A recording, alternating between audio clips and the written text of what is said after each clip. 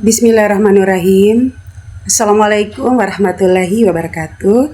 Perkenalkan, saya Asna Ningsi, salah satu mahasiswa pasca sarjana IAIN Kendari dengan NIM 20 25 04 02 01 005. Pada kesempatan ini, saya akan memaparkan tugas individu dalam mata kuliah Manajemen Berbasis IT dengan dosen pengampu Bapak Dr. Samsul Marham MPD.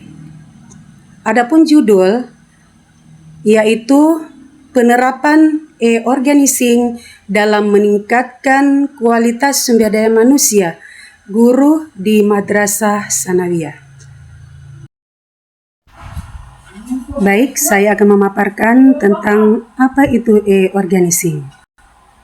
Seperti kita ketahui bersama bahwa di era digitalisasi saat ini, maka tentunya dibutuhkan guru yang memiliki kualitas dalam penguasaan IT untuk pengelolaan proses pembelajaran dan administrasi pembelajaran dan administrasi lainnya yang berhubungan dengan kinerja.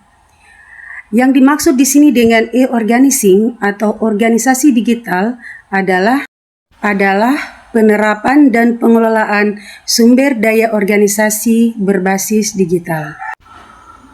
Dalam penerapan e-organizing, maka titik fokus pelaksanaannya adalah pada digitalisasi, administrasi guru, siswa, tenaga kependidikan, kemudian penjadwalan, koordinasi, dan pengarsipan data guru secara teratur dan terstruktur. Dalam penerapannya, adapun tujuan e-organizing adalah mengganti sistem manual dalam pelaksanaan kerja menjadi ekosistem virtual yang terintegrasi dan berbasis digital. Dalam penerapan e-organizing, kita mengenal dengan istilah platform.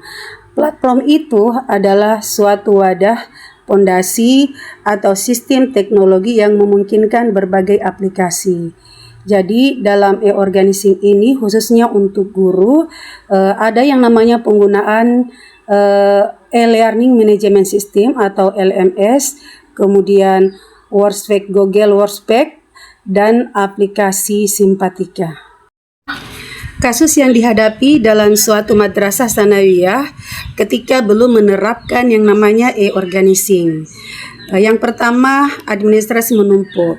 Jadi dengan administrasi menumpuk ini sehingga dalam pengelolaan administrasi itu guru banyak menghabiskan waktu hanya untuk pemberkasan secara manual. Yang kedua, data terfragmentasi sehingga data kompetensi dan pelatihan guru tersebar serta sulit diakses cepat. Yang ketiga, koordinasi lambat sehingga alur komunikasi seperti rapat guru, tugas, dan kurikulum itu masih bersifat konvensional. Yang kelima, evaluasi subjektif menyebabkan penilaian kinerja guru tidak terdokumentasi dengan rapi dan transparan. Yang terakhir, ketimpangan digital.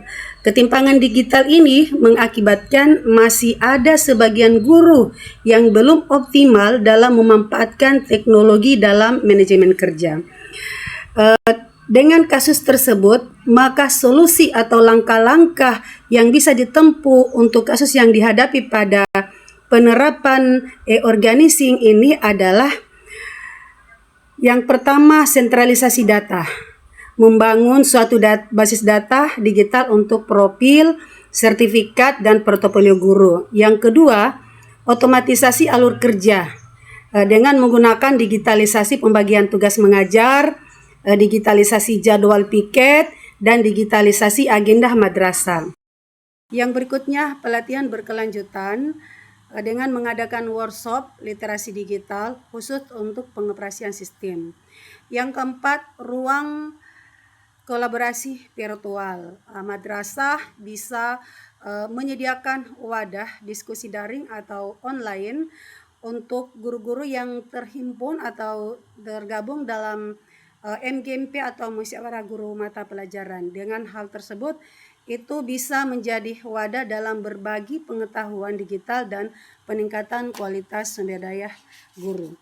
Kemudian yang terakhir, dashboard kinerja. Jadi dengan penerapan e-organizing ini, maka bisa menyusun rekam jejak digital untuk memantau perkembangan kompetensi guru. Manfaat penerapan e-organizing pada suatu madrasah sanawiyah yang pertama itu adalah efisiensi waktu. Dengan menerapkan e-organizing, maka efisiensi waktu untuk birokrasi itu lebih efektif sehingga guru bisa lebih fokus pada proses pengajaran. Yang kedua, akurasi data. Dengan akurasi data ini, dengan menggunakan e-organizing itu akan mempermudah pemetaan kompetensi guru untuk program atau pelatihan literasi digital. Yang ketiga, peningkatan kompetensi guru. Jadi dengan e-organizing, guru secara otomatis terbiasa dengan ekosistem digital atau IT literasi. Yang keempat, transparansi kerja. Pembagian tugas dan penilaian kinerja menjadi lebih adil serta terbuka. Yang kelima, hemat biaya. Dengan menerapkan e-organizing ini akan mengurangi penggunaan kertas karena administrasi itu dilaksanakan dengan menggunakan digitalisasi, sehingga dapat mengurangi penyimpanan fisik pada suatu madrasah atau lembaga pendidikan. Berikutnya, struktur organisasi penerapan e-organisasi. Untuk memastikan sistem ini berjalan, maka dibentuk tim pelaksana dengan pembagian peran sebagai berikut. 1. Penanggung jawab kepala madrasah. Ketua pelaksana bisa dari Wakakurikulum atau KTU. Yang ketiga, pelaksana administrasi sistem, operator madrasah atau operator EMIS. Yang keempat, fasilitator mutu. Fasilitator mutu ini bisa diambil dari guru senior yang paham IT dan bisa juga dari guru junior yang memang lebih menguasai digitalisasi atau IT. Kemudian untuk struktur berikutnya adalah pengguna utama. Pengguna utama ini adalah semua guru yang ada di madrasah, baik yang sudah menguasai digitalisasi ataupun yang belum menguasai digital. Adapun tugas dari masing-masing tim adalah sebagai berikut. Penanggung jawab dalam hal ini kepala madrasah bertugas untuk menyediakan dana atau anggaran infrastruktur digital, bisa dari penggunaan laptop, komputer, internet dan atau WiFi dan lain sebagainya. Kemudian yang berikutnya menetapkan kebijakan atau memantau implementasi penerapan daripada digitalisasi ini. Kemudian yang berikutnya adalah mengevaluasi dampak terhadap penggunaan digitalisasi terhadap guru. Kemudian yang kedua, ketua pelaksana dalam hal ini dari Wakakurikulum bertugas untuk mengkoordinasikan seluruh kegiatan, mengkoordinasikan seluruh alur kerja digital dan menyelaraskan dengan target kurikulum. Kemudian mengontrol kedisiplinan guru dalam proses pengisian platform digital atau dalam hal ini Simpatika. Kemudian tugas dari ketua ini adalah melaporkan hasil daripada evaluasi di lapangan tentang pemanfaatan platform digital ini.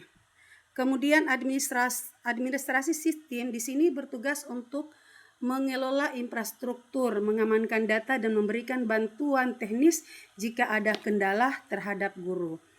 Yang keempat, fasilitator mutu itu bertugas untuk menyusun standar kompetensi menilai indikator kinerja guru di sistem dan merancang pelatihan. Pengguna utama atau guru itu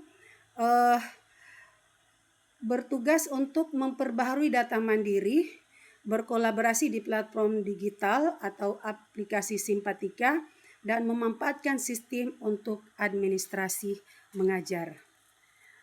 Berikut kami tampilkan daripada bagian struktur organizing dari penerapan organizing di dalam meningkatkan kualitas sumber daya guru di Madrasah Tsanawiyah. Demikian, terima kasih. Mohon koreksi dari dosen pembimbing, dari tugas yang kami kerjakan. Mohon maaf atas segala kekurangan. Saya akhiri dengan ucapan billahi fisabilillah wastabiqul khairat. Wassalamualaikum warahmatullahi wabarakatuh.